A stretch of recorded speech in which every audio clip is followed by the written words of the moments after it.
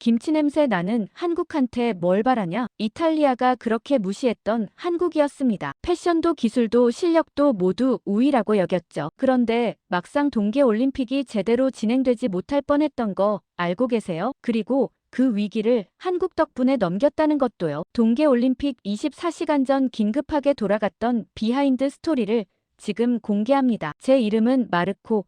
동계올림픽 조직위원회 운영국 차장입니다. 개막식을 하루 앞둔 그날 밤 저는 통합관제센터 회의실에서 마지막 점검 브리핑을 진행하고 있었습니다. 저 멀리 알프스의 검은 실루엣이 별빛 아래 고요히 잠들어 있었고 도시 전체가 내일의 축제를 기다리며 숨을 죽이고 있는 것 같았습니다. 4년간의 준비가 드디어 결실을 맺는구나. 옆에 앉아있던 루이지 부국장이 제 어깨를 두드리며 말하더군요. 내일 개막식 끝나면 우리끼리 샴페인 한잔 해야지. 고생했어, 마르코. 자네 덕분에 여기까지 왔어. 저는 미소를 지으며 고개를 끄덕였습니다. 사실 이번 동계올림픽을 준비하면서 올림픽위원회에서 평창 동계올림픽을 연구해서 최대한 그와 비슷하게 운영해달라고 하더군요. 평창? 말도 안 된다고 생각했어요. 평창이란 곳은 아예 들어본 적도 없는 곳이었거든요. 그런 작은 도시를 어디 밀라노와 비교하다니 어이가 없었죠. 우리는 유럽이잖아요. 문명의 기준을 세운 대륙이에요. 저는 그런 오만함을 부끄러워하지 않았습니다. 바로 그때였습니다. 회의실 천장에 달린 경보등이 갑자기 붉은 빛으로 깜빡이기 시작하더군요. 처음엔 청소 직원이 어디 문을 잘못 열었나 싶었습니다. 아니면 시스템 점검 중에 뜨는 일상적인 알림이려니 했죠. 하지만 스크린을 올려다본 순간 제 심장이 철렁 내려앉는 걸 느꼈습니다. 초록색이던 표시등들이 하나둘씩 노란색으로 그러다 빨간색으로 바뀌고 있었거든요. 마치 도미노가 쓰러지듯이 화면 왼쪽에서 오른쪽으로 빨간빛이 번져나가고 있었습니다. 선수촌 A동 출입 게이트 오류. 화면 왼쪽 상단에 경고 메시지가 떴습니다. 그 아래로 VIP 동선 충돌 감지. 미디어 센터 보안 경보 오작동, 비구역 인증 시스템 연결 끊김이 연달아 뜨더군요. 경고음이 삐삐삐 울리기 시작했고 그 소리가 회의실 전체를 가득 채웠습니다. 뭐야 이게? 루이지 부국장이 의자에서 벌떡 일어났습니다. 그의 얼굴이 창백하게 질리는 게 보였고 이마에 식은땀이 맺히기 시작하더군요. 저도 반사적으로 일어섰습니다. 손이 떨리더군요. 다리에 힘이 풀리는 것 같았습니다. 통합 관제 서버가 멈춘 거였습니다. 개막식을 하루 앞두고 대회 전체를 관장하는 중추 시스템이 먹통이 되어버린 겁니다. 회의실이 순식간에 아수라장으로 변했습니다. 누군가는 전화기를 붙들고 고함을 지르고 있었고 누군가는 노트북을 들고 서버실 쪽으로 뛰어가고 있었죠. 의자가 넘어지는 소리, 서류가 바닥에 흩어지는 소리, 키보드를 두드리는 소리가 뒤섞여 귀가 멍멍해질 지경이었습니다. 저는 멍하니 스크린을 바라봤습니다. 빨간 경고등이 화면 전체를 뒤덮어가고 있었고 그 광경이 마치 도시 전체가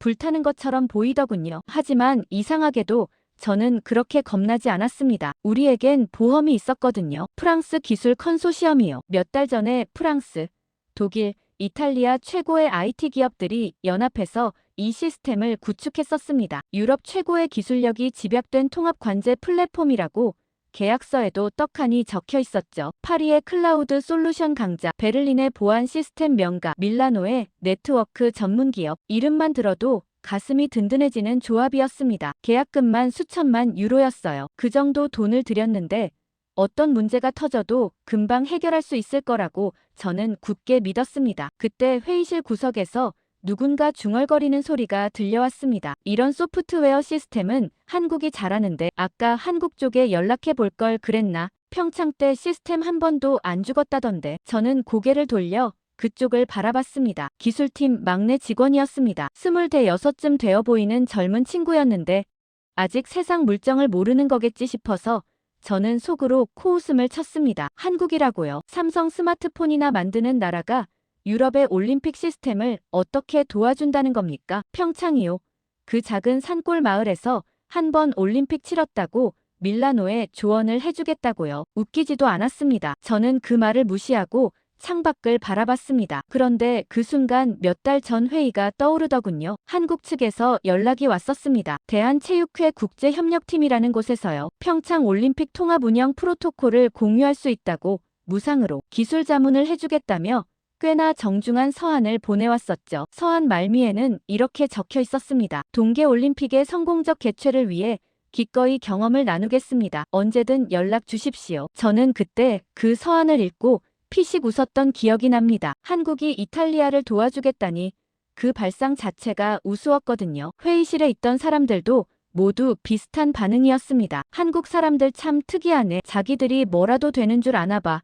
누군가 그렇게 말했고 모두들 킬킬거리며 웃었죠. 우리는 정중하게 거절했습니다. 감사하지만 자체 역량이 충분하다고, 유럽 최고의 컨소시엄과 협력 중이라고요. 지금 생각하면 그때 우리가 웃었던 게 부끄럽습니다. 하지만 그 순간에는 전혀 그렇지 않았어요. 저는 빨간불이 가득한 스크린을 바라보면서도 여전히 확신하고 있었거든요. 프랑스 기술팀이 곧 도착할 거야. 그들이 해결할 거야. 유럽은 결국 유럽끼리 문제를 푸는 거라고요. 저는 식어버린 에스프레소를 한 모금 마셨습니다. 쓴맛이 목을 타고 내려갔습니다. 창밖의 밀라노 야경은 여전히 아름다웠지만 이상하게도 그 불빛들이 조금 전과는 다르게 보이기 시작하더군요. 마치 무너지기 직전의 화려함처럼요. 하지만 저는 그 예감을 애써 무시했습니다. 내일이면 다 해결될 거야. 유럽이잖아.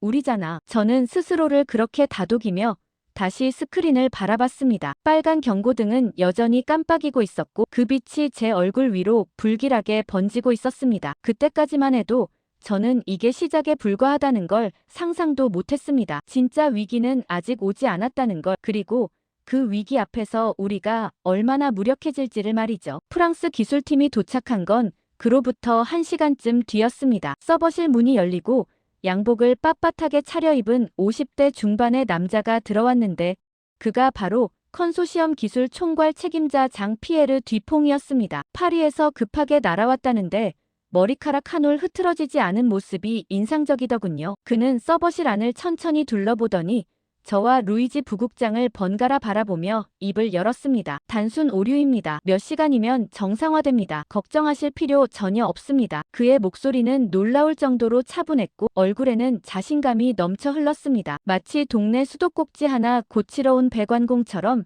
여유로운 태도였어요. 저는 그 모습을 보며 긴장이 스르르 풀리는 걸 느꼈습니다. 역시 프랑스 컨소시엄이야.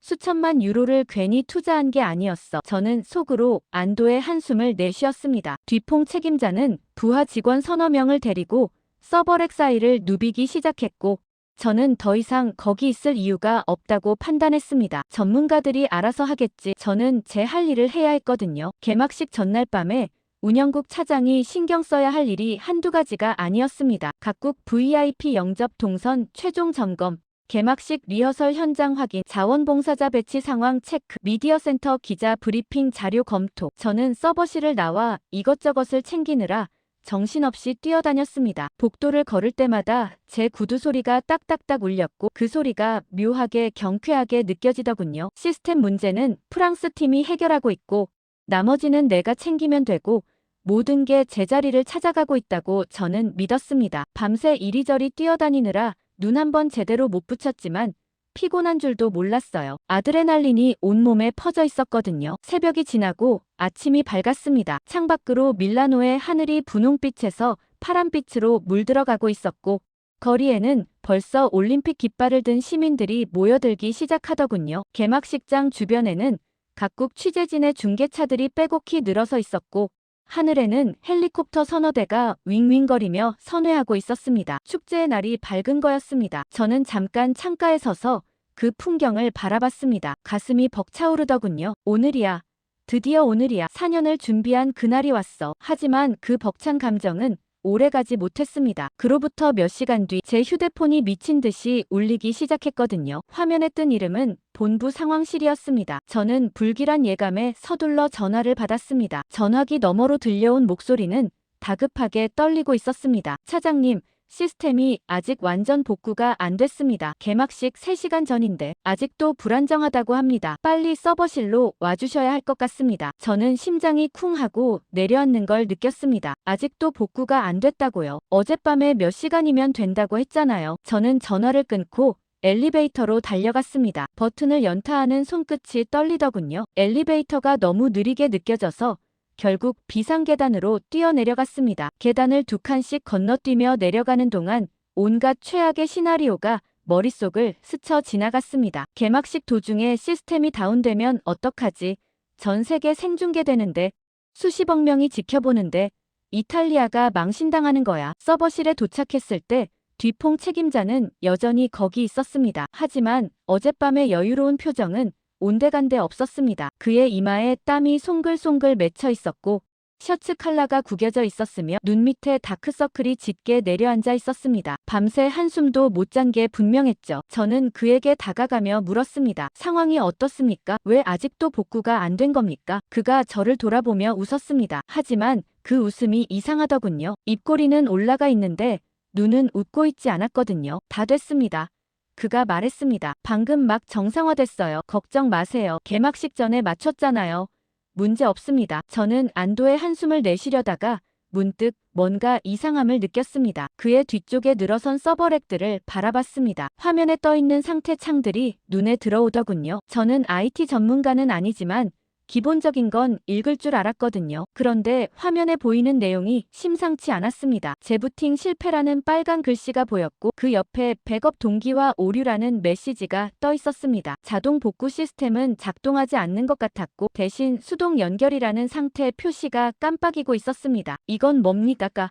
저는 그 화면을 가리키며 물었습니다. 자동 복구가 안 돼서 수동으로 연결한 건가요? 뒤퐁 책임자의 표정이 굳어지는 게 보이더군요. 그가 헛기침을 하며 대답했습니다. 기술적인 세부 사항은 복잡합니다. 중요한 건 지금 시스템이 돌아가고 있다는 거예요.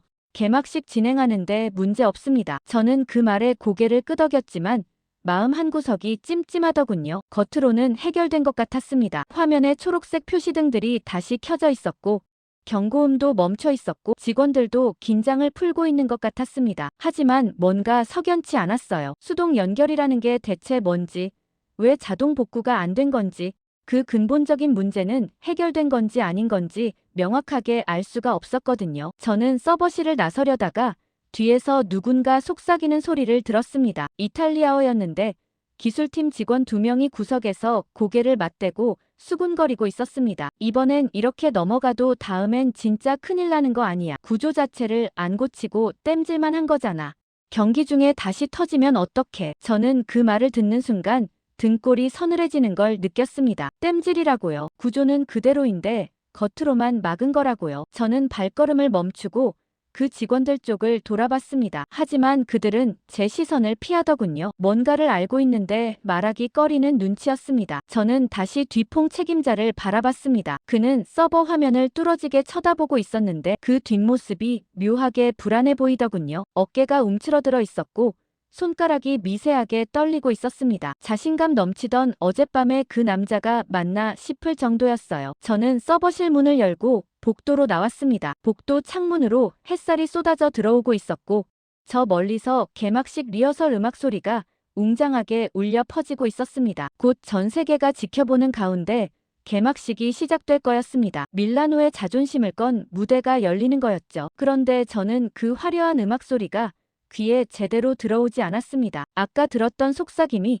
자꾸 머릿속에서 맴돌았거든요. 이번엔 넘어가도 다음엔 진짜 큰일 난다. 국제대회를 망칠 수도 있어. 저는 이마를 짚으며 복도 벽에 기대섰습니다. 불안했습니다. 설명할 수 없는 불안감이 가슴 한가운데를 짓누르고 있었습니다. 하지만 저는 그 불안감을 애써 무시하기로 했습니다. 개막식이 코앞이었으니까요. 지금 와서 다른 생각을 할 여유가 없었습니다. 일단 오늘만 넘기자.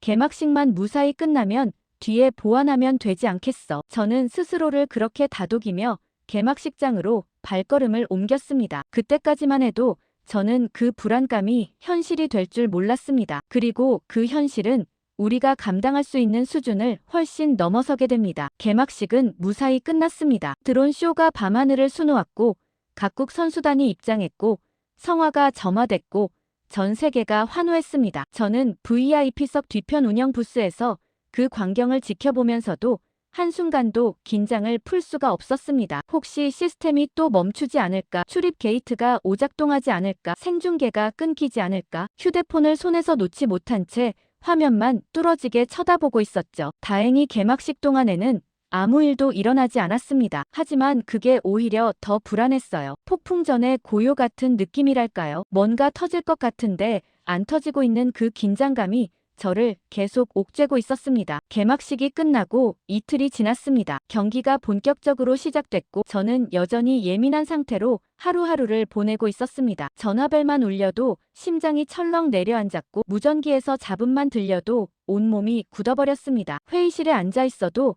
제대로 집중이 안 됐어요. 누가 뭐라고 말하는지 귀에 들어오지 않고 자꾸 서버 실종만 신경이 쓰이더군요. 시스템이 또 죽으면 어떡하지? 경기 중에 터지면 어떡하지? 그 생각이 머릿속을 떠나지 않았습니다. 그런데 말입니다. 제가 걱정하던 건 시스템 에러였습니다. 서버가 다운되거나 출입 게이트가 먹통이 되거나 보안 경보가 오작동하는 그런 기술적인 문제요. 하지만 정작 터진 건 완전히 다른 곳에서였습니다. 그날 오후 저는 피겨 스케이팅 경기장 운영 상황을 점검하러 현장에 나가 있었습니다. 경기가 한창 진행 중이었고 관중석은 각국 팬들로 가득 차 있었습니다. 함성 소리가 경기장 전체를 가득 채우고 있었고 음악에 맞춰 선수가 얼음 위를 활주하는 모습이 대형 스크린에 비치고 있었습니다. 저는 관계자 통로에 서서 그 광경을 바라보고 있었습니다. 평화로운 장면이었습니다. 올림픽다운 장면이었어요. 그런데 갑자기 관중석 한쪽에서 비명소리가 들려왔습니다. 처음엔 환호성인 줄 알았습니다. 선수가 뭔가 멋진 기술을 선보였나 싶어서 스크린을 올려다봤죠. 하지만 아니었습니다. 비명은 점점 커지고 있었고 관중석 한 구역이 술렁이기 시작하더군요. 뭐야, 무슨 일이야? 저는 발끝을 들고 그쪽을 바라봤습니다. 사람들이 자리에서 일어나고 있었고 누군가 손을 흔들며 소리를 지르고 있었습니다. 의료진 불러요. 사람이 쓰러졌어요. 저는 심장이 쿵 하고 내려앉는 걸 느꼈습니다. 사람이 쓰러졌다고요. 저는 무전기를 들어 긴급 채널을 눌렀습니다. 여기 운영국 차장 발디니 A구역 관중석에서 응급 상황 발생. 의료팀 즉시 출동 요청합니다. 무전기에서 잡음이 섞인 응답이 들려왔습니다. 확인했습니다. 의료팀 출동합니다. 저는 관중석 쪽으로 뛰어갔습니다. 계단을 올라가는 동안 숨이 턱까지 차올랐지만 멈출 수가 없었습니다. 현장에 도착했을 때 60대 정도로 보이는 남자가 좌석 사이 바닥에 쓰러져 있는 게 보였습니다. 얼굴이 창백하게 질려 있었고 눈이 반쯤 감겨 있었으며 입술이 파랗게 변해 있었습니다. 옆에 있던 여자가 그의 손을 붙잡고 울부짖고 있었는데 아마 부인인 것 같았습니다. 여보, 정신 차려, 제발. 저는 주변 사람들을 물리치며 소리쳤습니다. 비켜주세요. 공간 확보해야 합니다. 의료팀 오고 있습니다. 하지만 의료팀은 오지 않았습니다. 1분이 지나고 2분이 지나고 5분이 지나도 흰 가운을 입은 사람은 나타나지 않았습니다. 저는 무전기를 다시 들었습니다. 의료팀 어디 있습니까? 왜 안 옵니까? 사람이 죽어가고 있다고요. 무전기에서 당황한 목소리가 들려왔습니다. 출입 인증 오류가 발생했습니다. 의료팀이 A구역 게이트를 통과하지 못하고 있습니다. 시스템이 접근을 차단하고 있어요. 저는 귀를 의심했습니다. 출입 인증 오류라고요. 의료팀이 게이트를 통과 못한다고요. 이게 무슨 소리입니까? 저는 고함을 질렀습니다. 당장 수동으로 열어요. 무슨 수를 써서든 열란 말이에요. 무전기 너머로 키보드 두드리는 소리가 들렸습니다. VIP 우선 모드가 해제되지 않습니다. 시스템이 A구역을 VIP 전용으로 인식하고 있어서 일반 출입이 차단된 상태입니다. 해제하려면 상위 권한이 필요한데 승인 절차가. 저는 무전기를 바닥에 내던지고 싶은 충동을 간신히 참았습니다. VIP 우선 모드요. 경기장 보안 시스템에서 VIP 구역을 보호하기 위해 일반인 출입을 제한하는 기능인데 그게 지금 의료팀의 접근까지 막고 있다니요. 분명히 응급 상황에서는 자동으로 해제되어야 하는 기능이었습니다. 평창 매뉴얼에도 그렇게 되어 있다고 어디서 본 것 같았어요. 하지만 우리 시스템은 그렇게 작동하지 않고 있었습니다. 저는 현장에서 발을 동동 구르고 있었습니다. 쓰러진 남자의 상태는 점점 나빠지고 있었습니다. 숨을 거의 쉬지 않는 것 같았고 얼굴색이 회색빛으로 변해가고 있었습니다. 심장마비였습니다. 심폐소생술을 해야 했습니다. 하지만 저는 의료인이 아니었고 주변에 있는 사람들도 어쩔 줄 몰라 우왕좌왕하고 있을 뿐이었습니다. 그 순간 제 눈에 들어온 건 경기장 곳곳에 설치된 카메라들이었습니다. 방송용 카메라, 보안 카메라, 각국 취재진의 카메라, 수십 대의 렌즈가 이쪽을 향하고 있었습니다. 전 세계 생중계 중이었습니다. 수십억 명이 지켜보고 있었습니다. 그리고 그 카메라들은 지금 이 순간을 고스란히 담고 있었습니다. 사람이 쓰러져 있는데 아무도 도와주지 못하는 장면, 의료팀이 게이트에 막혀서 발을 동동 구르는 장면, 올림픽 조직위원회가 우왕좌왕하는 장면을요. 저는 식은땀이 등을 타고 흐르는 걸 느꼈습니다. 이건 재앙이었습니다. 시스템 에러 정도가 아니었습니다. 사람 목숨이 걸린 문제였고 동시에 이탈리아의 아니 올림픽 전체의 체면이 무너지는 순간이었습니다. 저는 다시 무전기를 들었습니다. 응급차는요? 응급차는 언제 옵니까? 지금 출동 중입니다. 교통 통제 때문에 시간이 좀 걸리고 있습니다. 시간이 얼마나 걸리는데요? 예상 도착 시간은 잠시만요. 약 35분에서 40분 정도입니다. 저는 그 말을 듣고 눈앞이 캄캄해지는 걸 느꼈습니다. 40분이라고요. 심장마비 환자에게 40분은 영원과 같은 시간이었습니다. 골든타임이 4분에서 6분이라는 건 저도 알고 있었거든요. 지금 이미 5분 넘게 지났는데 응급차가 40분 뒤에 온다고요. 그건 사실상 포기하라는 말이나 다름없었습니다. 저는 무력하게 서서 쓰러진 남자를 바라봤습니다. 그의 부인이 여전히 울부짖고 있었고 주변 사람들은 어쩔 줄 몰라 발만 동동 구르고 있었습니다. 카메라는 계속 돌아가고 있었습니다. 전 세계가 우리의 무능함을 지켜보고 있었습니다. 저는 그 순간 모든 것이 무너지는 소리를 들은 것 같았습니다. 며칠 전 자신만만하게 웃던 뒤퐁 책임자의 얼굴이 떠올랐습니다. 문제 없습니다.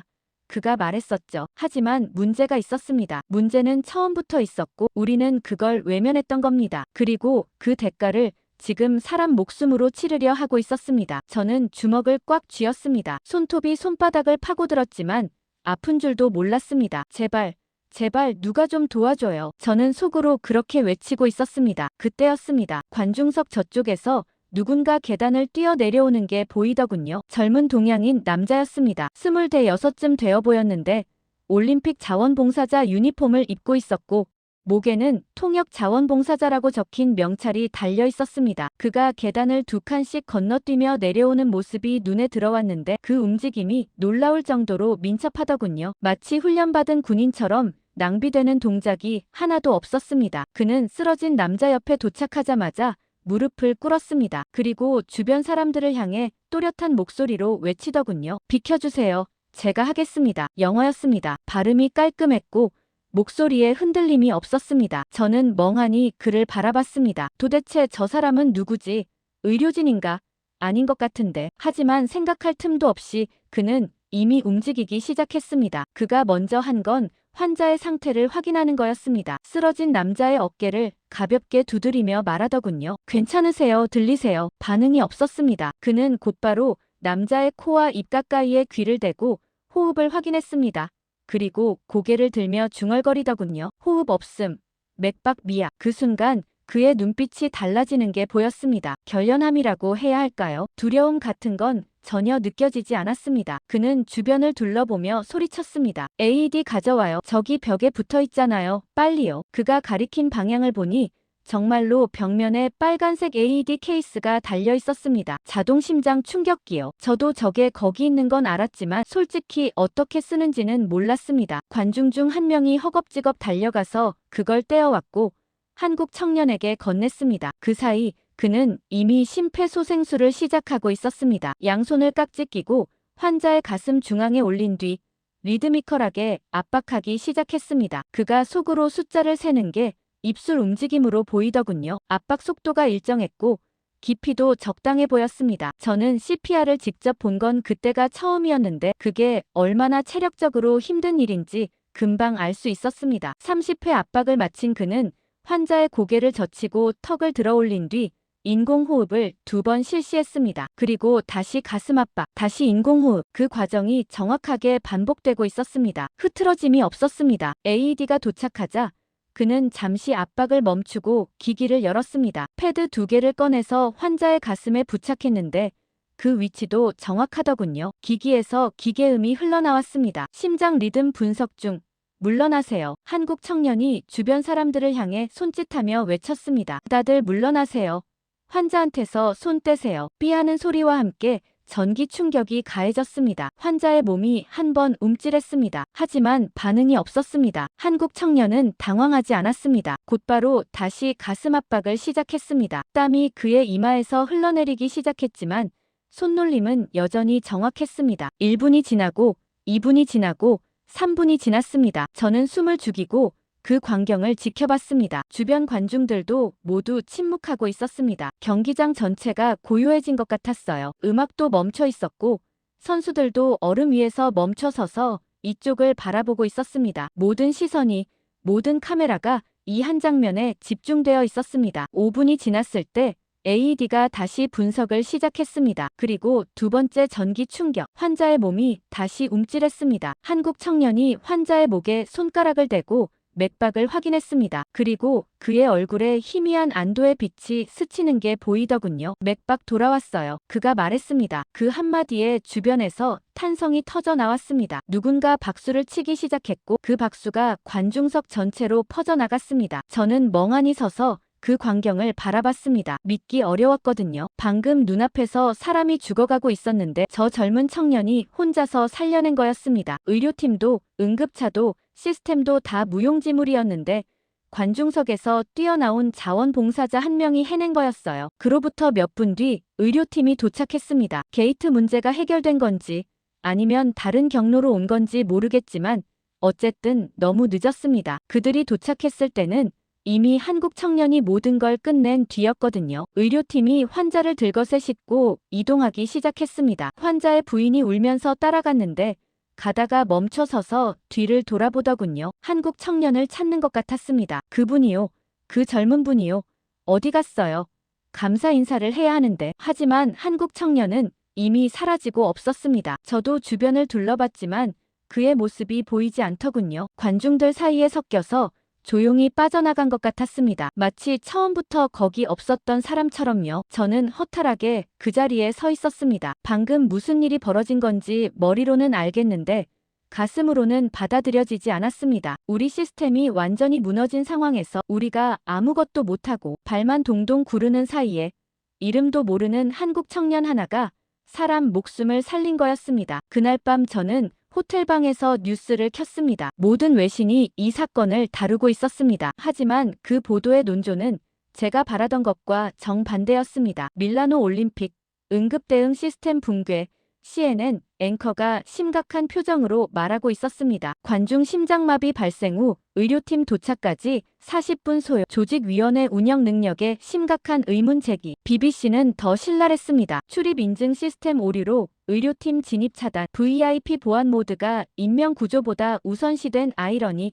이탈리아 조직위원회의 우선순위에 대한 비판 쏟아져. 저는 리모컨을 쥔 손에 힘이 빠지는 걸 느꼈습니다. 이건 완전한 망신이었습니다. 전 세계가 우리의 무능함을 지켜봤고 이제 그걸 기사로 쓰고 있었습니다. 그런데 채널을 돌리다가 한 문장이 제 귀에 박히더군요. 로이터 통신 기자가 현장 영상을 분석하면서 말하고 있었습니다. 흥미로운 건 환자를 살린 사람이 의료진이 아니라 한국인 자원봉사자였다는 점입니다. 그가 나타나지 않았다면 결과는 매우 달랐을 겁니다.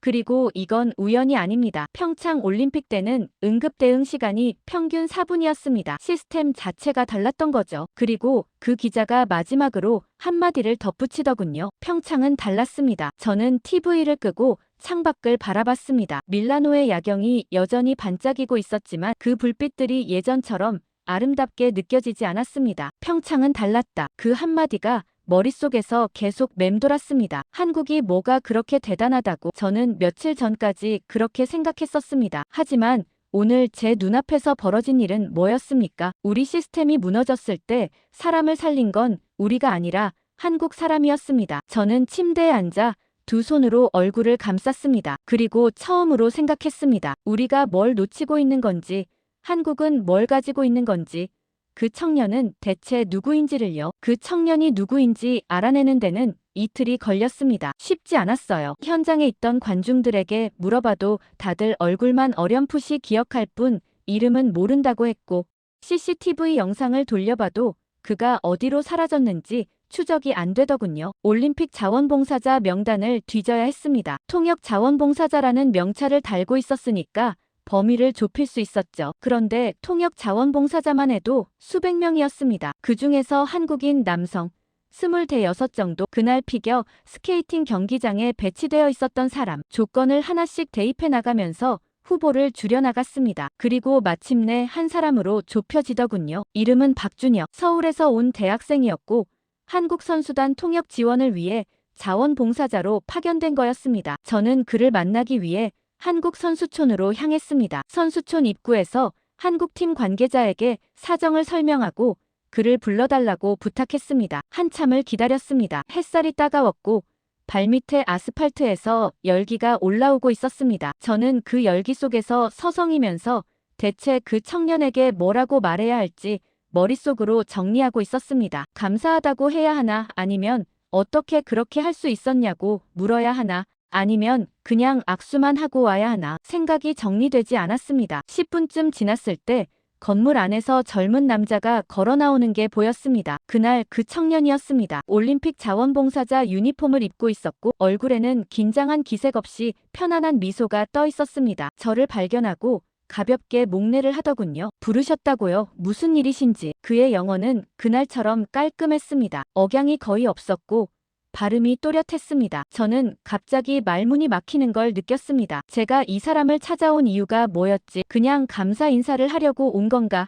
아니면 뭔가 다른 걸 알고 싶었던 건가? 저는 더듬거리며 입을 열었습니다. 저는 조직위원회 운영국 차장 마르코 발디니입니다. 그날 경기장에서 일어난 일 때문에 찾아왔어요.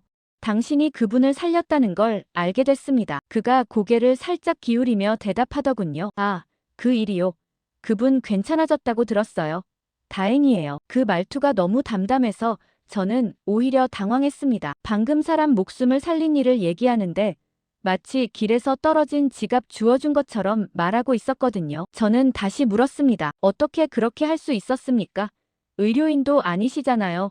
CPR이랑 AED 사용법을 어디서 배운 겁니까? 그가 웃으며 대답하더군요. 한국에선 다 배웁니다. 다 배운다고요. 저는 되물었습니다. 그게 무슨 뜻입니까? 그가 어깨를 으쓱하며 설명하더군요. 저는 군 복무를 했어요. 한국 남자들은 다 군대에 가거든요. 거기서 기본 응급처치 교육을 받습니다. CPR이랑 AED 사용법은 기본이에요.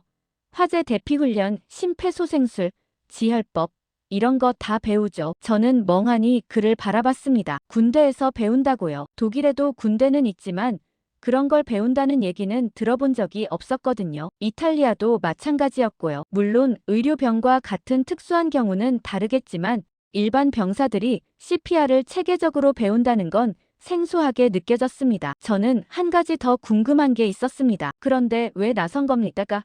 주변에 사람이 그렇게 많았는데 아무도 안 나서고 있었잖아요.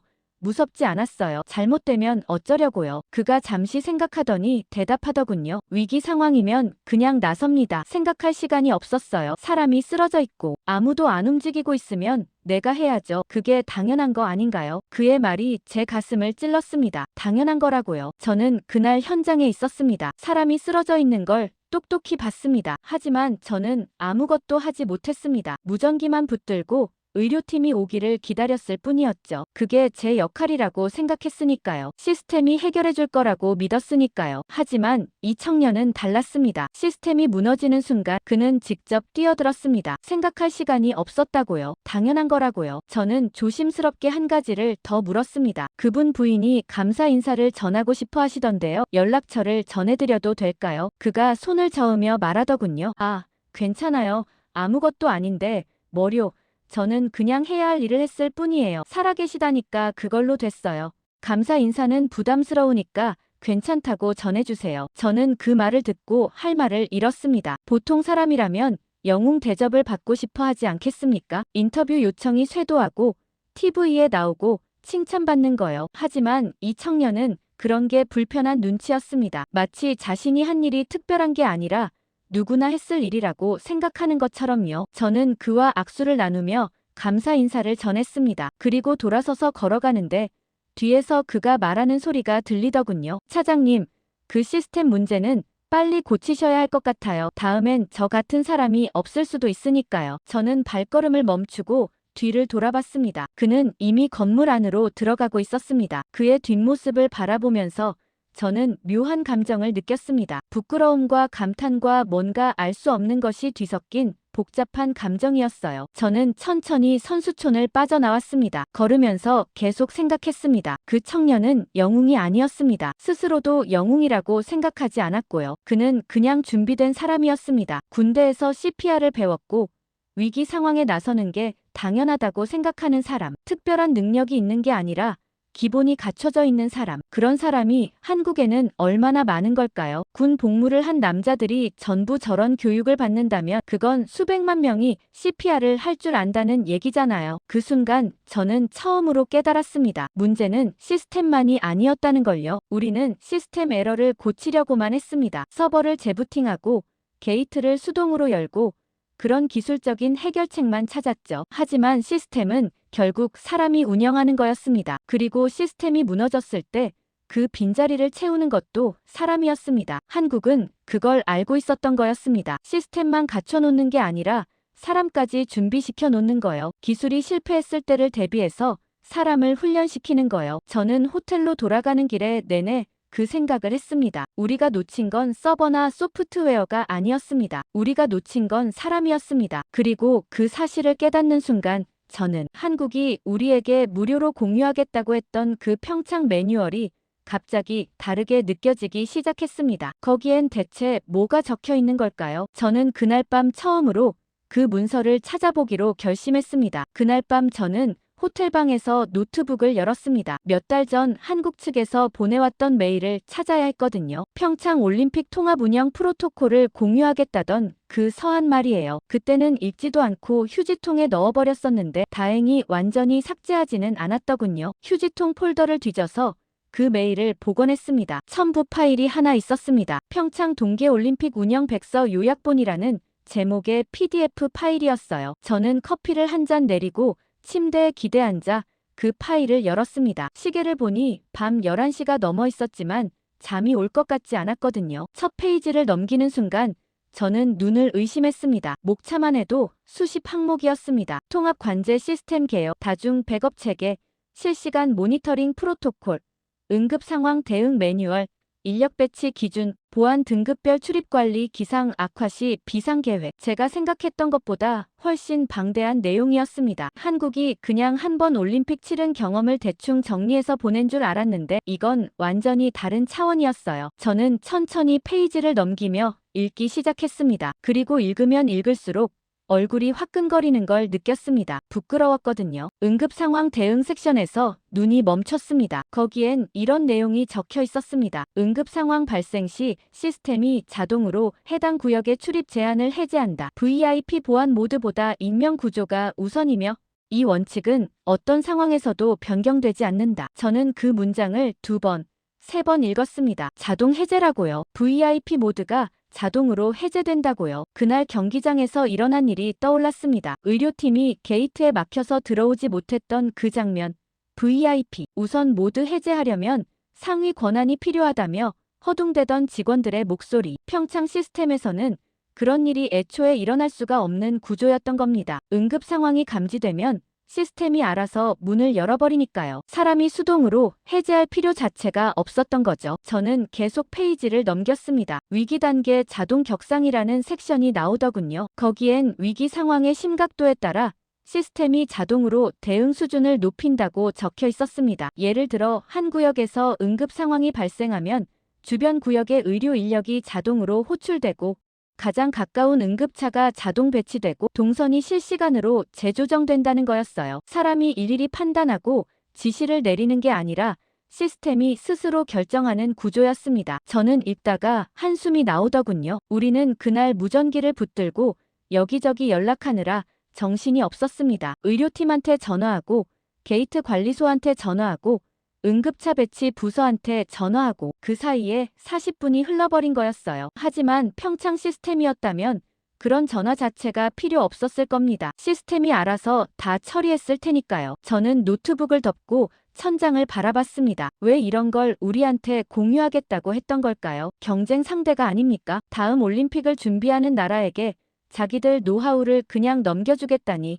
저라면 절대 안 그랬을 것 같거든요. 문득 아는 사람이 한 명 떠올랐습니다. 프랑코 모레티라는 이탈리아 기자였는데 몇 년 전 평창 올림픽을 현장 취재했던 사람이었어요. 스포츠 전문지에서 오래 일한 베테랑이었고 저와는 대학 동창이라 가끔 연락하는 사이였습니다. 저는 시계를 봤습니다. 자정이 가까웠지만 프랑코는 올빼미형 인간이라 아직 안 잤을 거라고 생각했습니다. 저는 휴대폰을 들어 그에게 전화를 걸었습니다. 3번 울리고 그가 받더군요. 마르코, 이 시간에 무슨 일이야?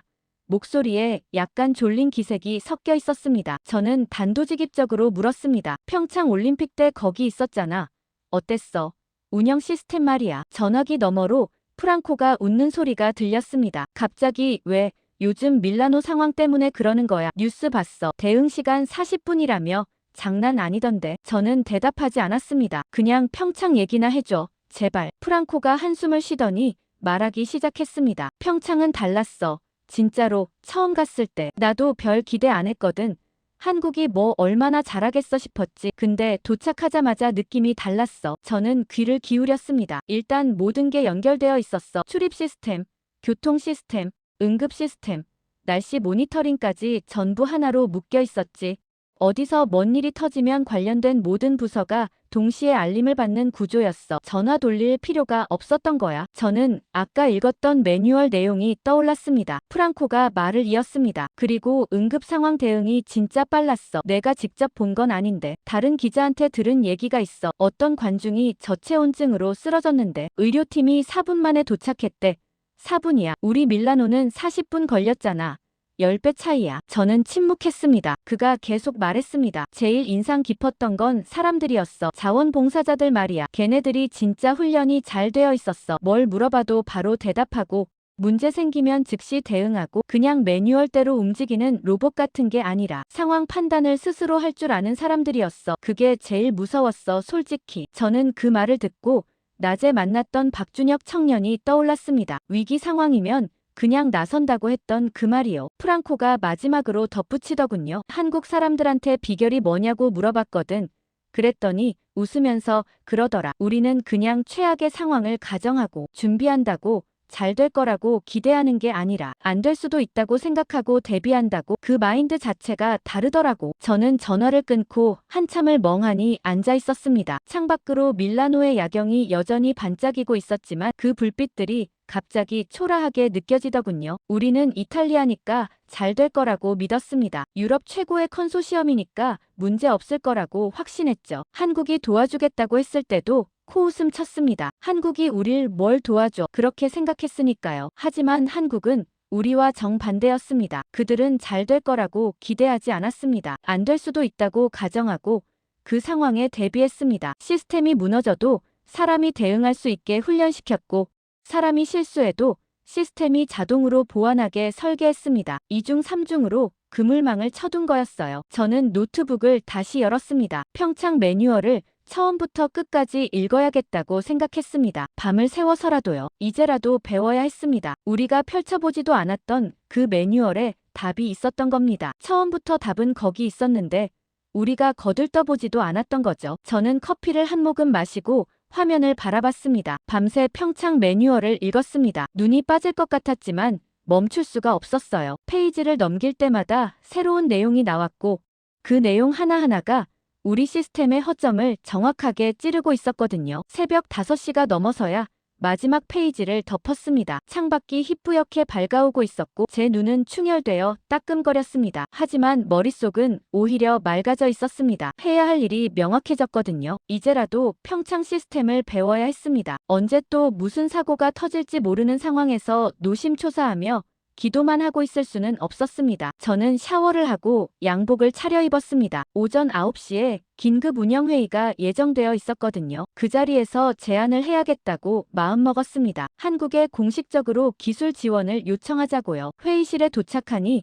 이미 주요 관계자들이 다 모여 있었습니다. 루이지 부국장, 보안 담당 국장, 미디어 담당 이사, 그리고 프랑스 컨소시엄 대표 뒤퐁 책임자까지요. 분위기가 무거웠습니다. 다들 표정이 굳어 있었고 테이블 위에는 외신 보도 자료가 쌓여 있었습니다. 회의가 시작됐습니다. 먼저 현재 상황 보고가 있었습니다. 응급 대응 지연 사건 이후 국제올림픽위원회에서 공식 질의서가 왔다는 거였어요. 시스템 안정성에 대한 해명을 요구하는 내용이었습니다. 외신 보도 논조도 점점 악화되고 있었고 SNS에서는 밀라노 올림픽 망신이라는 해시태그가 트렌딩에 올라있다는 보고도 있었습니다. 루이지 부국장이 한숨을 내쉬며 말하더군요. 일단 불을 꺼야 해.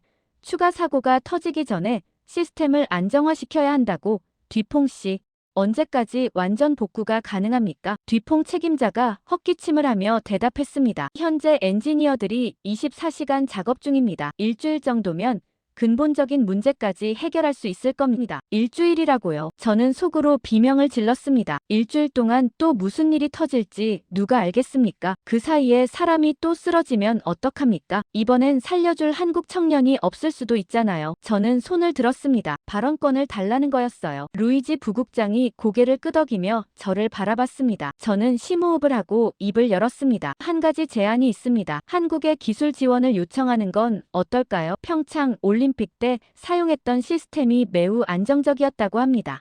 그쪽 노하우를 빌리면 복구 시간을 단축할 수 있을 겁니다. 회의실이 순간 조용해졌습니다. 다들 저를 바라보고 있었는데 그 눈빛이 심상치 않더군요. 마치 제가 외계어를 한 것처럼 어리둥절해하는 표정이었습니다. 먼저 입을 연 건 보안 담당 국장이었습니다. 그가 미간을 찌푸리며 말하더군요. 지금 뭐라고 했습니까?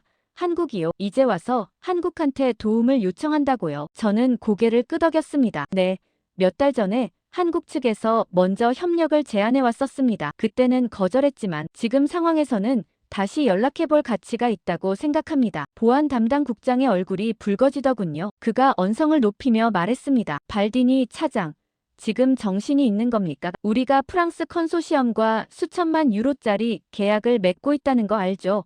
그 계약을 무시하고 갑자기 한국을 끌어들이면 어떻게 됩니까? 외교 문제가 될 수도 있어요. 뒤퐁 책임자도 불쾌한 표정으로 끼어들더군요. 저희 팀이 지금 최선을 다하고 있습니다. 외부 업체 개입은 혼란만 가중시킬 뿐이에요.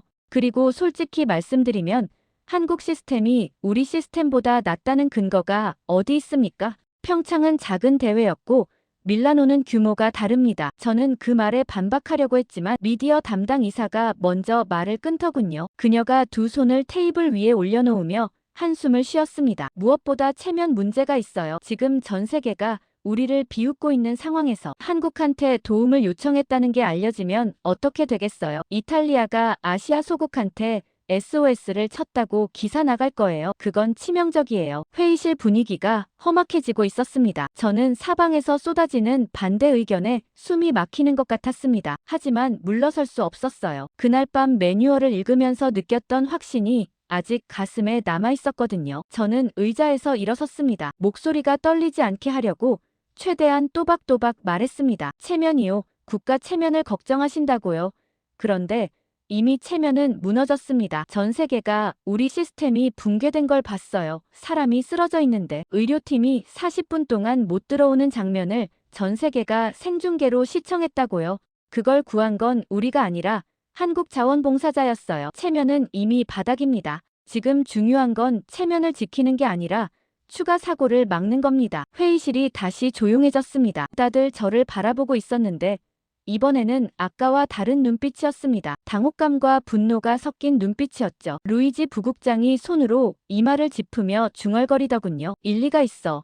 하지만 쉽지 않은 결정이야. 저는 기회를 놓치지 않았습니다. 제가 한국 측에 먼저 연락해 보겠습니다. 비공식적으로요. 그쪽에서 어떤 반응을 보이는지 확인한 뒤에 공식 결정을 내려도 늦지 않습니다. 한참 동안 침묵이 흘렀습니다. 뒤퐁 책임자가 불만스러운 표정으로 입술을 달싹거렸지만 아무 말도 하지 않았습니다. 결국 루이지 부국장이 고개를 끄덕이더군요. 좋아.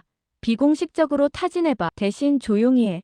언론에 새어나가면 안 돼. 저는 회의실을 나와 곧장 한국 선수촌으로 향했습니다. 며칠 전 박준혁 청년을 만났을 때 연락처를 받아둔 한국팀 관계자가 있었거든요. 그를 통해 대한체육회 국제협력팀에 연결해달라고 부탁했습니다. 몇 시간 뒤 회신이 왔습니다. 저는 떨리는 손으로 메일을 열었습니다. 그리고 화면에 뜬 내용을 읽는 순간 저는 심장이 쿵 하고 내려앉는 걸 느꼈습니다. 메일은 짧았습니다. 협력 요청에 감사드립니다.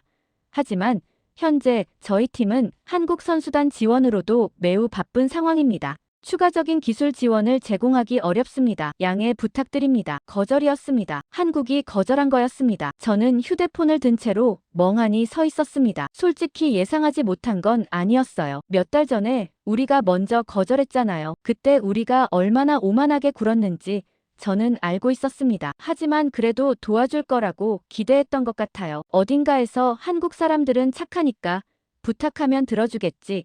그런 아니란 생각이 있었던 거죠. 굴욕이었습니다. 제가 자초한 굴욕이었습니다. 저는 창밖을 바라봤습니다. 밀라노의 하늘이 흐려지고 있었고 저 멀리서 천둥 소리가 들려오는 것 같았습니다. 거절당한 뒤로 이틀을 고민했습니다. 메일로 안 되면 포기해야 하나 아니면 다른 방법을 찾아야 하나 밤마다 잠을 설치면서 생각했습니다. 그러다 결론을 내렸습니다. 직접 찾아가기로요. 메일은 거절하기 쉽습니다. 화면 앞에 앉아서 버튼 하나만 누르면 되니까요. 하지만 얼굴을 마주하고 부탁하는 건 다릅니다. 눈을 보면서 거절하는 건 훨씬 어려운 일이거든요. 저는 그 점에 마지막 희망을 걸기로 했습니다. 아침 일찍 한국 선수촌으로 향했습니다. 미리 약속을 잡은 건 아니었어요. 어차피 연락해봤자 또 거절당할 게 뻔하니까 그냥 무작정 찾아가기로 한 거였습니다. 비겁한 방법이라는 건 알았습니다. 하지만 지금 우리 상황에서 체면을 따질 처지가 아니었어요. 선수촌 입구에 도착하니 경비원이 저를 가로막더군요. 방문 목적이 뭐냐고 물었습니다. 저는 조직위원회 관계자라고 신분을 밝히고 한국팀 국제협력팀장을 만나고 싶다고 말했습니다. 경비원이 무전기로 뭔가를 확인하더니 고개를 저었습니다. 지금 회의 중이라서 면담이 어렵다는 거였어요. 저는 기다리겠다고 말했습니다. 회의가 끝날 때까지 여기서 기다리겠다고요. 경비원이 당황한 표정으로 저를 바라봤지만 저는 물러서지 않았습니다. 입구 옆에 있는 벤치에 앉아서 기다리기 시작했습니다. 햇살이 뜨거웠습니다. 2월인데도 이탈리아 남쪽 햇살은 제법 따가웠거든요. 양복을 입고 있어서 더 덥게 느껴졌습니다. 땀이 등을 타고 흘러내렸고 셔츠가 축축하게 젖어갔습니다. 하지만 움직이지 않았습니다. 1시간이 지났습니다. 2시간이 지났습니다. 점심시간이 되자 선수촌 안에서 사람들이 오가기 시작했습니다. 한국 선수들도 보였고 코치진으로 보이는 사람들도 지나갔습니다. 그들 중 몇몇이 벤치에 앉아있는 저를 신기한 듯 쳐다보더군요. 양복 입은 서양인이 땀을 뻘뻘 흘리며 혼자 앉아있으니 이상해 보였겠죠. 3시간이 지났을 때 입구 쪽에서 움직임이 느껴졌습니다. 40대 초반의 여성이 건물 안에서 걸어 나오고 있었는데 그녀의 목에 걸린 명찰이 눈에 들어왔습니다. 대한체육회 국제협력팀장. 바로 제가 기다리던 사람이었습니다. 저는 벌떡 일어나 그녀에게 다가갔습니다. 양복이 구겨지고 땀에 젖어 있는 게 창피했지만 신경 쓸 여유가 없었습니다. 팀장님, 잠깐만 시간 좀 내주실 수 있을까요? 밀라노 조직위원회 운영국 차장 마르코 발디니입니다. 그녀가 발걸음을 멈추고 저를 바라봤습니다. 눈빛이 날카로웠습니다. 저를 위아래로 훑어보더니 담담하게 말하더군요. 메일로 답변 드렸을 텐데요. 저희는 지금 여력이 없습니다. 저는 고개를 숙였습니다. 알고 있습니다. 그래도 직접 말씀드리고 싶어서 왔습니다. 제발 5분만 시간을 주십시오. 그녀가 잠시 망설이는 게 느껴졌습니다. 그리고 한숨을 쉬더니 고개를 끄덕였습니다. 5분만요. 저쪽 벤치로 가시죠. 우리는 나란히 벤치에 앉았습니다. 저는 준비했던 말들을 꺼내기 시작했습니다. 시스템 문제가 심각하다는 것, 프랑스 컨소시엄만으로는 해결이 어렵다는 것, 추가 사고가 터지기 전에 조치를 취해야 한다는 것, 솔직하게 다 털어놓았습니다. 그녀는 묵묵히 듣고 있었습니다. 표정 변화가 거의 없었어요. 제가 말을 마쳤을 때 그녀가 천천히 입을 열었습니다. 몇 달 전에 저희가 먼저 협력을 제안했었죠. 저는 고개를 떨궜습니다. 그 말이 가슴을 찌르더군요. 네, 알고 있습니다. 그때 저희가 거절했습니다. 솔직히 말씀드리면 무시했습니다. 한국이 이탈리아를 도와줄 게 뭐가 있겠냐고 생각했거든요. 지금 생각하면 정말 오만했습니다. 그녀가 저를 똑바로 바라보더군요. 그녀의 눈빛에서 분노 같은 건 느껴지지 않았습니다. 대신 뭔가를 저울질하는 듯한 신중함이 느껴졌습니다. 왜 지금 와서 저희한테 오셨습니까? 프랑스 컨소시엄이 일주일이면 고친다고 했다면서요. 저는 솔직하게 대답했습니다. 일주일을 기다릴 수 없습니다. 그 사이에 또 사고가 터지면 이번엔 사람이 정말 죽을 수도 있습니다. 그리고 솔직히 프랑스 팀을 더 이상 신뢰할 수가 없습니다. 그들이 처음부터 문제를 제대로 해결한 적이 없거든요. 겉으로만 맞고 속은 그대로인 상태가 계속되고 있습니다. 그녀가 잠시 침묵했습니다. 그리고 의외의 말을 하더군요. 저희가 도와드릴 수는 있습니다. 하지만 조건이 있어요. 저는 심장이 뛰는 걸 느꼈습니다. 거절이 아니라 조건이라고 했습니다. 그건 협상의 여지가 있다는 뜻이었어요. 무슨 조건입니까? 저는 급하게 물었습니다. 그녀가 또박또박 말하더군요. 첫째, 현장 지휘권 일부를 저희한테 위임해 주셔야 합니다. 시스템을 점검하고 수정하려면 즉각적인 결정 권한이 필요합니다.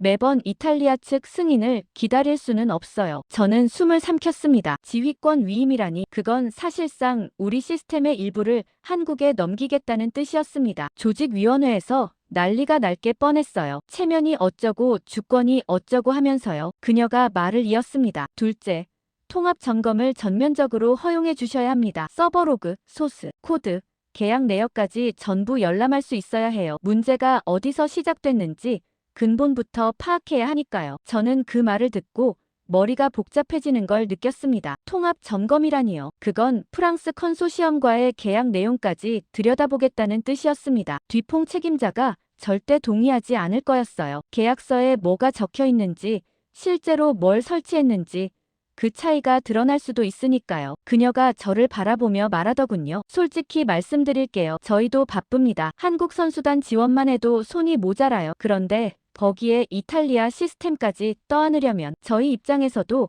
제대로 된 권한이 있어야 해요. 권한 없이 책임만 지라는 건 받아들일 수 없습니다. 저는 고개를 끄덕였습니다. 그녀의 말이 맞았거든요. 도와달라고 해놓고 권한은 안 주겠다. 그건 말이 안 되는 거였습니다. 제가 반대 입장이었어도 같은 조건을 내걸었을 거예요. 저는 잠시 생각했습니다. 조직위원회 내부 반발이 클 거라는 건 알았습니다. 특히 뒤퐁 책임자가 가만히 있지 않을 거였어요. 프랑스 컨소시엄 입장에서는 한국이 들어오는 순간 자기들 문제가 드러날 수 있으니까요. 하지만 선택의 여지가 없었습니다. 지금 우리한테 필요한 건 체면도 아니고 프랑스 컨소시엄과의 관계도 아니었습니다. 필요한 건 안전한 시스템이었습니다. 더 이상 사람이 다치지 않는 대회였습니다. 저는 입을 열었습니다. 동의합니다. 두 조건 모두요. 그녀의 눈이 약간 커지는 게 보이더군요. 제 대답이 예상보다 빨랐던 모양이었습니다. 그녀가 조심스럽게 물었습니다. 조직위원회 내부 승인은요? 이런 결정을 차장님 선에서 내리실 수 있습니까? 저는 솔직하게 대답했습니다. 공식 승인은 아직 없습니다. 하지만 제가 책임지겠습니다. 내부 설득은 제가 할게요. 필요하다면 제 자리를 걸겠습니다. 그 말을 하는 순간 제 목소리가 떨리는 걸 느꼈습니다. 자리를 건다는 게 말처럼 쉬운 일이 아니거든요. 하지만 진심이었습니다. 이 상황을 바로잡지 못하면 자리를 지키고 있는 의미도 없었으니까요. 그녀가 한참 동안 저를 바라보더니 천천히 고개를 끄덕였습니다. 알겠습니다. 저희도 준비하겠습니다. 내일 아침에 기술팀을 보내드릴게요. 저는 숨을 내쉬었습니다. 긴장이 풀리는 동시에 새로운 긴장이 밀려오는 걸 느꼈습니다. 이제부터가 진짜 시작이었으니까요. 한국팀이 들어온다는 걸 내부에 알리는 순간 폭풍이 몰아칠 거였습니다. 저는 그녀에게 감사 인사를 하고 자리에서 일어났습니다. 걸어가면서 뒤를 돌아봤습니다. 그녀는 여전히 벤치에 앉아 휴대폰으로 어딘가에 연락하고 있었습니다. 저는 다시 앞을 보고 걸었습니다. 양복은 땀에 젖어 축축했고 다리는 피곤해서 무거웠지만 이상하게도 발걸음은 가벼웠습니다. 자존심을 내려놓는 건 쉽지 않았습니다. 하지만 내려놓고 나니까 오히려 편해지더군요. 한국 기술팀이 도착한 건 다음 날 아침이었습니다. 서너 명으로 구성된 소규모 팀이었는데 그들의 손에는 노트북과 각종 진단 장비가 들려 있었습니다. 팀을 이끄는 건 40대 중반의 남자였는데 한국 팀장이 그를 김수석이라고 소개하더군요. 평창 올림픽 때 통합 관제 시스템을 설계한 핵심 인물이라고 했습니다. 김수석은 악수를 나누며 짧게 인사했습니다. 빨리 시작하죠. 시간이 없으니까요. 군더더기 없는 말투였습니다. 저는 그들을 서버실로 안내했습니다. 복도를 걸어가는 동안 뒤퐁 책임자와 마주쳤는데 그의 표정이 심상치 않더군요. 한국팀이 들어온다는 소식을 이미 들은 모양이었습니다. 그가 저를 노려보며 지나갔지만 아무 말도 하지 않았습니다. 지금은 신경 쓸 때가 아니었습니다. 서버실 문이 열리자 한국팀이 안으로 들어갔습니다. 그들은 서버렉 사이를 돌아다니며 이것저것을 살펴보기 시작했습니다. 케이블 연결 상태를 확인하고 장비 모델명을 메모하고 노트북을 연결해서 로그를 다운로드했습니다. 움직임이 빨랐고 체계적이었습니다. 서로 말을 많이 하지 않아도 각자 할 일을 알고 있는 것처럼 보였습니다. 저는 한쪽에 서서 그 광경을 지켜봤습니다. 2시간쯤 지났을까요? 김수석이 저를 부르더군요. 그의 표정이 굳어 있었습니다. 잠깐 보시죠. 저는 그가 가리키는 노트북 화면을 들여다봤습니다. 복잡한 그래프와 숫자들이 빼곡하게 떠 있었는데 솔직히 무슨 의미인지 제대로 이해할 수 없었습니다. 저는 IT 전문가가 아니니까요. 김수석이 화면을 가리키며 설명하기 시작했습니다. 여기 보이시죠? 서버 이중화가 구축되어 있지 않습니다. 메인 서버가 죽으면 백업으로 자동 전환되어야 하는데 그 구조 자체가 없어요. 그래서 첫날 밤에 서버가 멈추자 전체 시스템이 한꺼번에 다운된 겁니다. 저는 숨을 삼켰습니다. 서버 이중화가 없다고요. 그건 가장 기본적인 안전장치 아닙니까? 김수석이 화면을 스크롤하며 말을 이었습니다. 그리고 트래픽 분산 기능도 축소되어 있습니다. 개막식 때 접속자가 폭주하면 트래픽을 여러 서버로 나눠서 처리해야 하는데 그 기능이 최소한으로만 설정되어 있어요. 그래서 조금만 과부하가 걸려도 시스템이 버벅거리는 겁니다. 저는 점점 얼굴이 뜨거워지는 걸 느꼈습니다. 이건 단순한 기술적 오류가 아니었습니다. 설계 자체가 부실했던 거였습니다. 김수석이 마지막으로 한 가지를 더 지적하더군요. 가장 심각한 건 이겁니다. 계약서에 명시된 스펙과 실제 설치된 장비의 성능이 다릅니다. 계약서에는 고성능 서버를 설치하기로 되어 있는데 실제로 들어가 있는 건 그보다 2등급 아래 제품이에요. 저는 그 말을 듣고 멍해졌습니다. 계약 스펙과 실제 성능이 다르다고요. 그건 단순한 실수가 아니었습니다. 그건 사기였습니다. 저는 떨리는 목소리로 물었습니다. 그러니까 지금 말씀하시는 건 프랑스 컨소시엄이 계약대로 이행하지 않았다는 뜻입니까? 김수석이 고개를 끄덕였습니다. 데이터가 그렇게 말하고 있습니다. 이건 설계 단계에서 축소된 겁니다. 왜 그랬는지는 저희가 판단할 문제는 아니지만 팩트는 분명합니다. 그의 목소리는 차분했습니다. 감정이 섞여 있지 않았어요. 비난하는 것도 아니고 동정하는 것도 아니었습니다. 그냥 데이터를 읽어주는 것 뿐이었습니다. 하지만 그 담담함이 오히려 더 무겁게 느껴지더군요. 저는 서버실을 나와 곧장 운영국장실로 향했습니다. 이건 제 선에서 처리할 문제가 아니었거든요. 조직위원회 전체가 알아야 할 사안이었습니다. 루이지 부국장에게 보고했고 그는 얼굴이 하얗게 질리더군요. 그가 즉시 내부 감사팀을 소집했습니다. 감사팀이 계약서 원본을 꺼내왔습니다. 프랑스 컨소시엄과 체결한 수천만 유로짜리 계약서요. 한국팀이 제공한 기술 분석 보고서와 대조하기 시작했습니다. 결과는 충격적이었습니다. 계약서에는 분명히 최신형 고성능 서버를 설치하기로 되어 있었습니다. 이중화 백업 시스템도 포함되어 있었고 트래픽 분산 처리 용량도 명시되어 있었죠. 하지만 실제로 설치된 건